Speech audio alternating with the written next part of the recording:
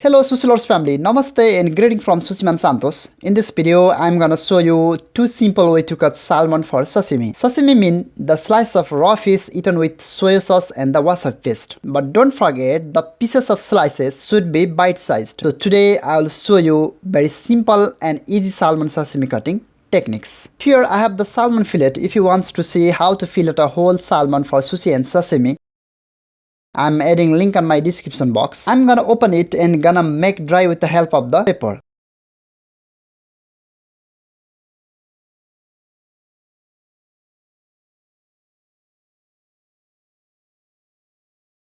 It's a head part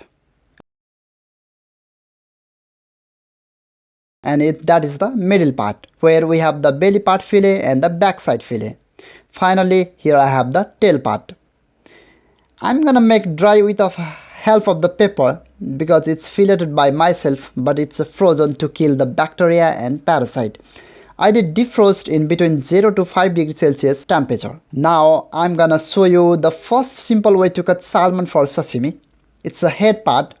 Firstly, I'll separate the belly part and back fillet. Be careful, it should be around 4 finger, which will be nearly 3 inch or 7 to 8 centimeter wide. So we can use hirazukuri techniques, which is very common sashimi cutting techniques in Japan and all around the world. Here you can see the gray colored skin side layer. You can leave this gray part with your sashimi slice, which is very common in Japan, but in Europe or in a fusion sushi, normally people don't like to eat, so we have to remove it very carefully. When you are removing that kinds of gray part, try to remove with as much as less meat from the salmon sashimi block.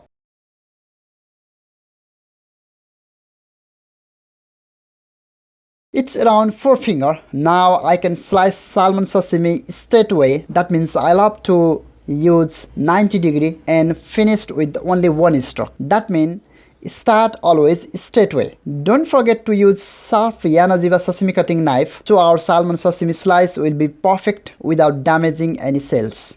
Start to cut from your bottom of your knife, not from your tip. That means knife tip will come to touch your sashimi slice at the time of finalize, like this, as you can see on this video. If you feel your sashimi block is less than 4 finger or less than 7 centimeter, you can make your cut angle cut, so the ideal wide will be perfect. Okay, time to make sashimi platter for takeaway. Yes, it looks like pretty perfect, and I hope every bite will be delicious.